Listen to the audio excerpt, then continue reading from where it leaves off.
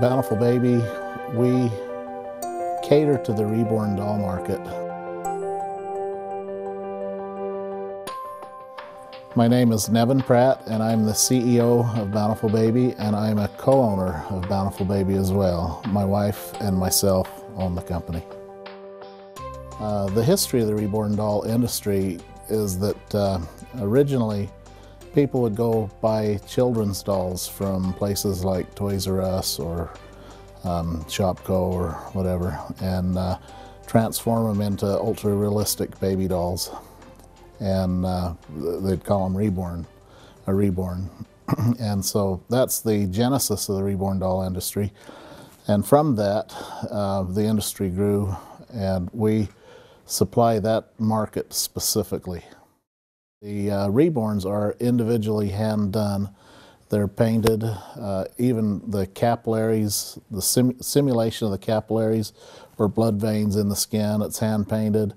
The hair is individually rooted, typically, and there's a lot of effort that's done to make it more realistic, and it's done one-on-one. It's an individual thing. Whereas the play dolls and the collector's dolls are factory done, and you don't get the realism that way that you get with these.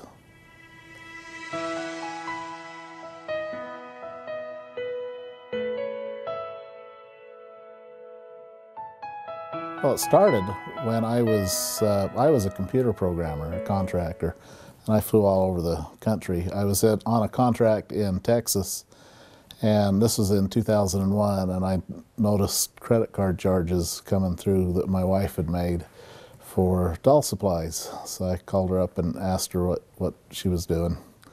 And so she told me a little bit about the reborns that she had discovered.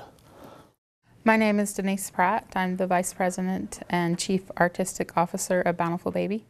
I originally got started with the reborn dolls because I was looking on the internet for a realistic baby doll for my daughter's birthday, and I ran across these reborn dolls on eBay, and as I was reading the descriptions, I realized that they were making these dolls, and I wondered, how do they do that? They make these?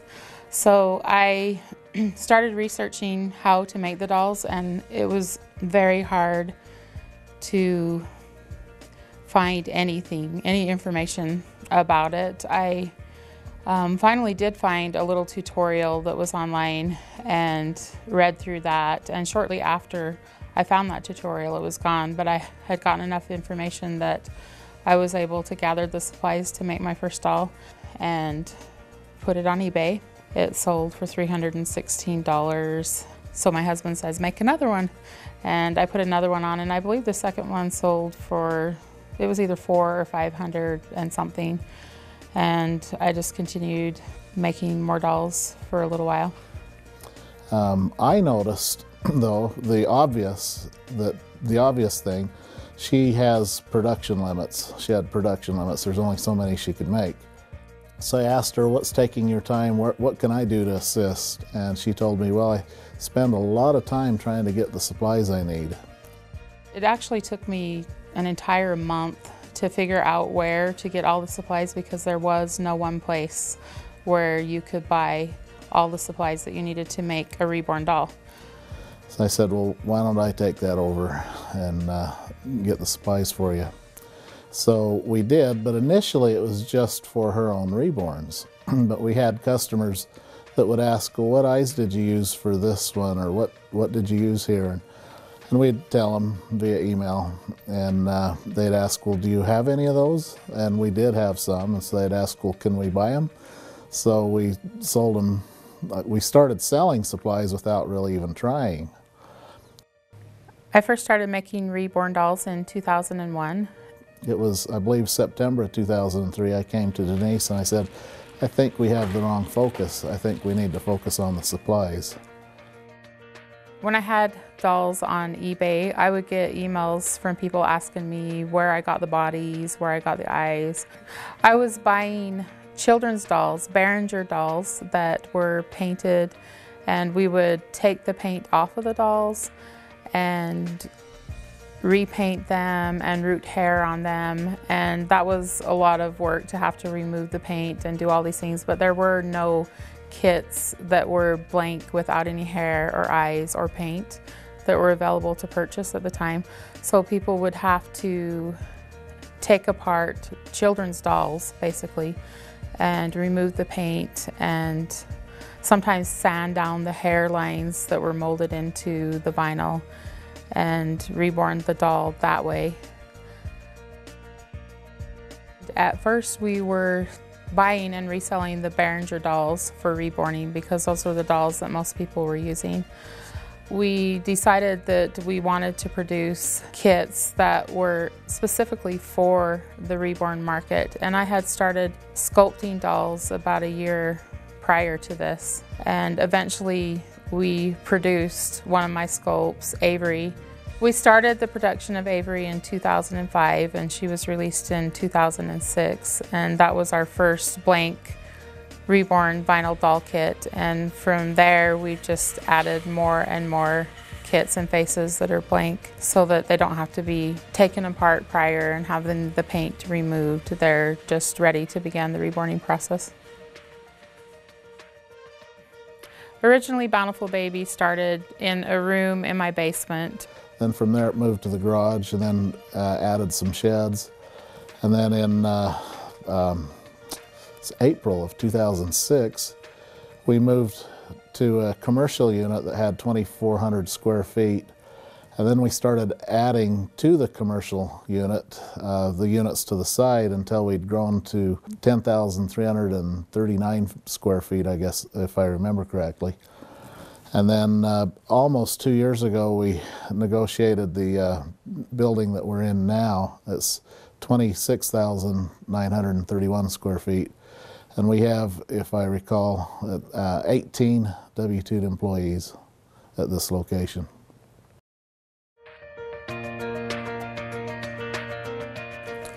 When Bountiful Baby first started, it was just my husband and I, but we quickly added our children in. My daughter Avery, she was 11 years old at the time, and she loved filling orders in our garage. It kind of grew to where some of our other children started helping. My daughter Avery now does a good share of our customer service. My sons Brendan and John, they do a lot of maintenance in our building, and they pick orders, and Brendan helps with the technical side of things. Jenny does a lot of our order fulfillment. She also helps in organizing our warehouse. Jessica, she's moving more towards helping me in the more of the artistic side of things and the jobs that I do. My name is Brendan Pratt. I'm the son of Nevin and Denise Pratt. I'm their oldest son who works at Bountiful Baby currently, and I am the facilities manager here at Bountiful Baby. Okay. I kind of do a little bit of everything here. Facilities management, though, is more of the warehouse side, warehouse organization, things like that, repairs, maintenance. I do a little bit of order processing. And with order processing, it really helps also with organization of the warehouse, because when you go through that and you know how to process the orders, and you know how to organize it in a way that's more efficient for everyone. So if you do a little bit of everything, it helps keep things organized.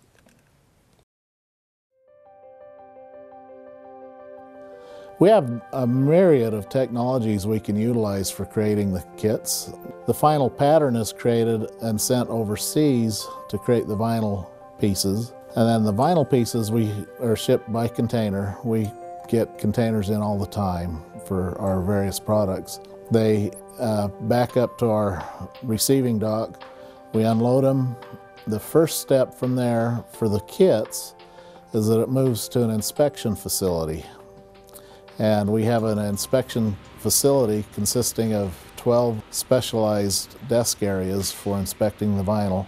And we have 12 different people assigned to them. Each person has their own desk, and they can go through and inspect the kits.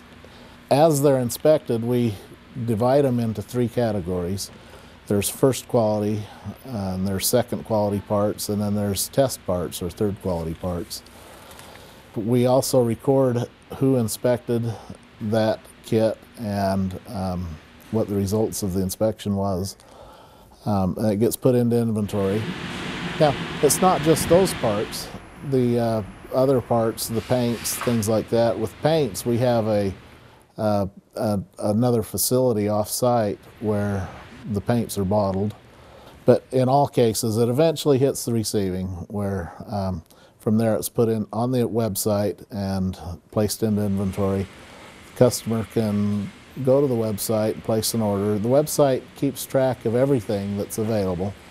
And if the item's not available, or it's out of stock, the website will say it's out of stock. It'll say out of stock. It'll have a button that says, email me when restocked, I believe is what it says. So they can click that and they can enter their email address to be notified whenever it is restocked. With this large of an inventory and this large of a warehouse, the inventory counts aren't always exact. We try to have them be, and for many of the products they are exact, but we do a constant inventory count that happens continually. We have an individual that's their assigned job. Anyway, so the customers will go online and they'll place their order, and we have a computer that we print the orders from, and then from there there'll be a number of order pullers that will take baskets around, and they'll usually do like in a shopping cart, the special shopping cart that'll hold 4 different baskets. They'll pull 4 orders at once.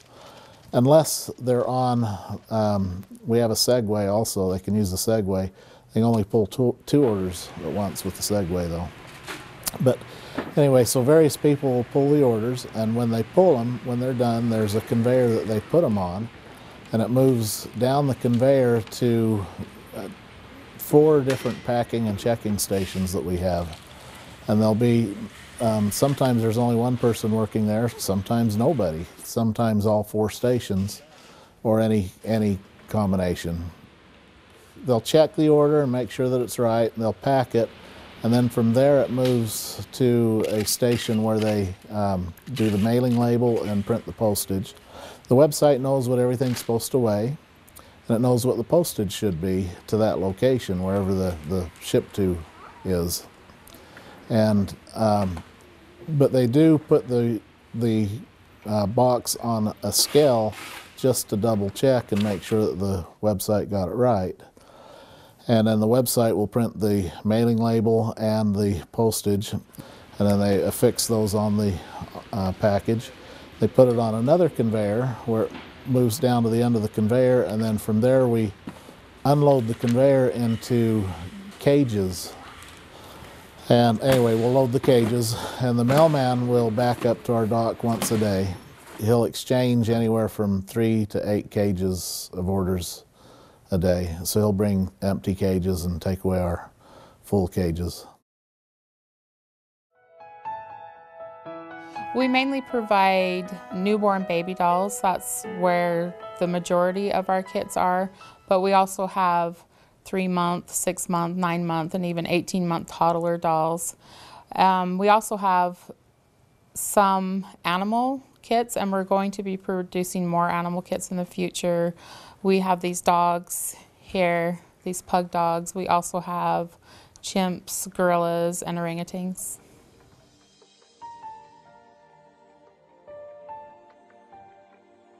The majority of the customers that buy our kits buy them both to reborn them and sell them, as well as making them for themselves, family, friends. The people who buy our pre-painted kits probably primarily are making them for themselves or friends, but there are some people who put the kits together and sell them assembled for people who choose not to assemble them themselves. If a person wanted a completed doll, that's a product that they would get from our customers, but it's our customers that create the completed dolls for the final end user. A customer would want to buy a baby doll kit that they would have to assemble because it's a really fun experience to be able to make the doll yourself. It's something that you created, and it's really hard to explain how fun and enjoyable and addicting this hobby is until you try it and you've made this doll, and it's so cute and so detailed, and it's just a really good feeling to know that you made it yourself. And if you're giving it as a gift to family or friends, it's a lot more meaningful to them that, like, they made this for me, and it's really, really fun. And once a person makes one, they usually want to make another one. It's just a fun thing to know that this is something you created with your own hands and your own heart.